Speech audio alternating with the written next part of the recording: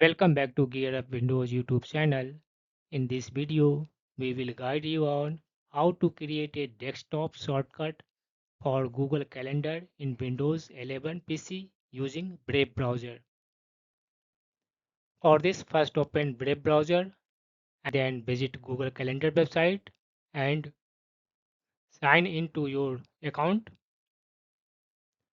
Then minimize it. Now click on this one start button and search for Brave. In the search results, right click on this one Brave app entry, select open file location. Again right click on Brave shortcut,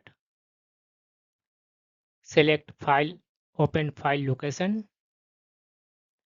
Now Brave application path will appear, right click on it and select copy as path in pop-up. Now right click on free space on the desktop, select here new and then shortcut option. In the location box, paste the copied path, then put one space, then hyphen, then type URL, then again put one space.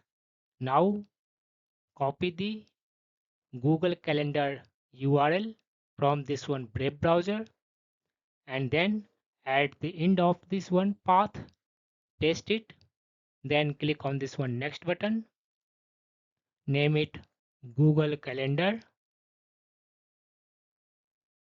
then click on this one finish button. This will create a desktop shortcut for Google Calendar.